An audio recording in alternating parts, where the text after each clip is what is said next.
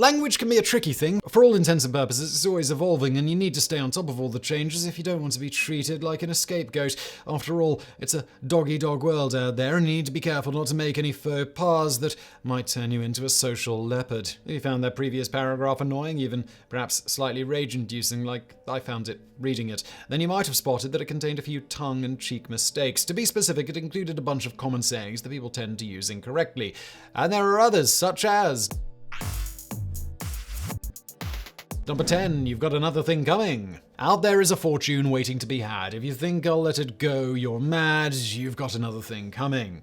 These are the immortal words of Rob Halford, and really, who are we to argue with Judas Priest? And yet argue we will, because the correct version of the expression is you've got another think coming. That is the saying that you will find in the Oxford English Dictionary and most other dictionaries, although it would be fair to say that the alternative version with thing has become more popular, thanks in no small part to Judas Priest's 1982 metal anthem. The phrase is a great example of an eggcorn, a linguistic slip-up where people replace one misheard word with another one they feel makes sense within the context of the phrase. Because there is some logic behind the switch, these incorrect sayings are some of the most pervasive ones that you can find, so it's likely that both versions are here to stay for the time being. Number 9, toe the line.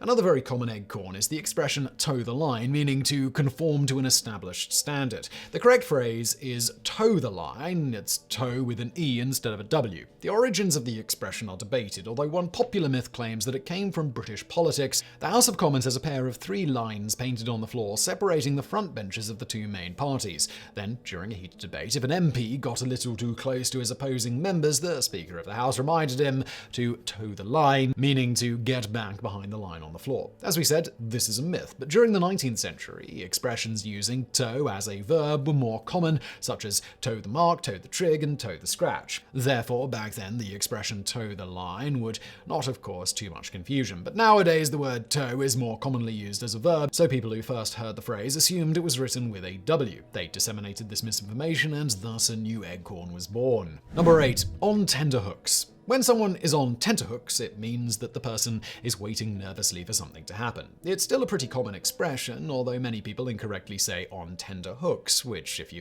think about it, doesn't really make any sense since hooks cannot be tender.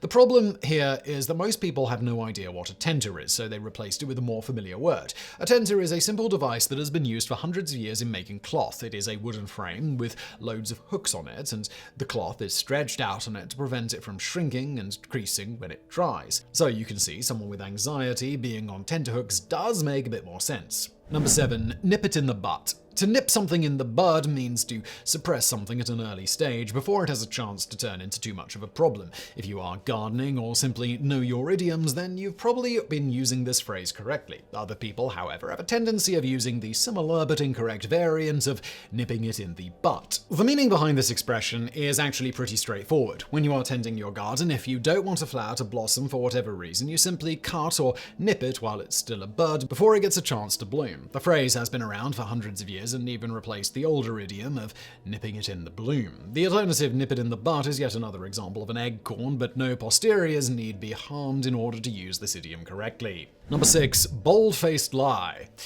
If you ever want to accuse someone of saying an obvious and shameless lie, make sure you called them a bald-faced liar, not a bold-faced one. At first glance, the second option makes some sense. If someone is being an evident and unapologetic deceiver, you could imagine them doing it with a brazen or bold expression on their face, hence bold-faced. But the correct expression is bald-faced, meaning a face that is completely uncovered by facial hair or a mask or anything of the sort. If you want an alternative, you could use bare-faced liar. In fact, that was the original expression, which has been in use since the early 1800s. However, around the halfway point of the 20th century, American publications started using bold-faced lie for whatever reason. In that case, the substitution was correct because the two words still meant the same thing, whereas bold-faced has a different meaning. Number 5, whet your appetite. The right form of this expression is to whet your appetite, spelt with an H. This is a tricky one, however, because the similar idiom, wet your whistle, spelled without an H, which means to have a drink, is correct. Therefore, it is understandable that people would think to whet your appetite without the H is also correct. You use one for food and another for drinks. Right? Well, not really, because the two expressions do not mean the same thing. While wetting your whistle means satisfying your thirst, whetting your appetite means almost the exact exact opposite, to stimulate, or when used metaphorically, to increase your eagerness. To whet something means to sharpen it, so that it makes a lot more sense in the context of the idiom. Like tenter, this is a word that has been around for centuries, but has fallen out of use in modern times since most of us rarely take a trip to the blacksmith nowadays to sharpen our swords. That, plus the popularity of the similar expression, wet your whistle, likely explains why people started replacing wet with its more commonplace homophone. Number 4. Hunger pains. If you have ever experienced a sense of discomfort, even pain in your stomach area because you've not eaten in a while, you might say that you are feeling hunger pains when, in fact, the correct term is hunger pang. This mistake is pretty understandable, even logical. I mean, what is a pang anyway? It's defined as a brief piercing spasm of pain, and in a medical context, it specifically refers to hunger-induced cramps. Again, we are dealing with an antiquated word, which most of us will never use outside of this particular expression. But unlike many other egg its replacement word also makes perfect sense within the context of the phrase, since pang and pain are synonyms. That is why this is one saying that has not only snuck its way into everyday speech, but can also be found in published text, so even the professionals get this one wrong every now and then.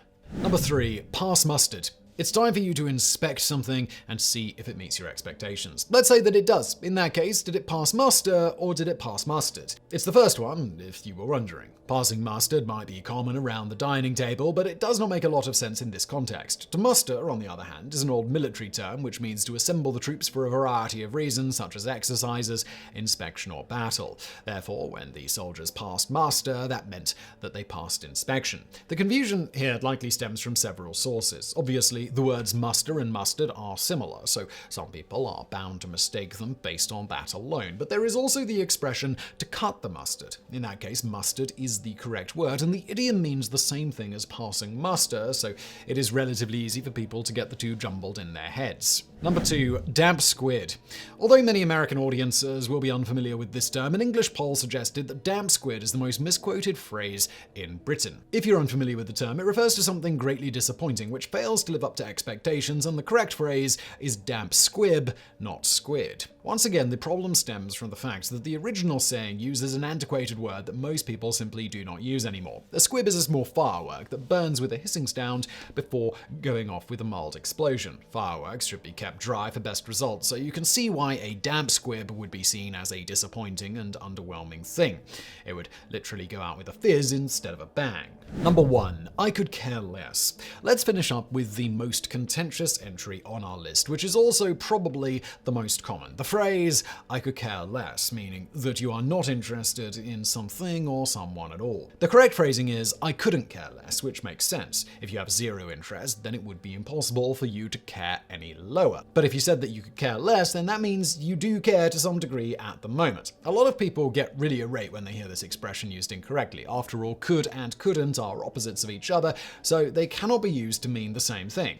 Right? Well, there are some old examples of I could care less being used properly with the same meaning as I couldn't care less. An 1840 edition of London's Morning Post wrote, "It is impossible that he could care less." In 1864, the Dundee Courier wrote, "His bearing towards male acquaintances of whom he knew little or nothing and could care less." In both instances, the negation is included somewhere else in the sentence, so the expression is used correctly. This not only shows us that the phrase could care less has been around for a long time, but also reveals the potential origins of this alternative spelling. Of course, without including the negation, the saying still doesn't make sense, but it has become so popular and so common in everyday speech that it probably isn't going to go away anytime soon.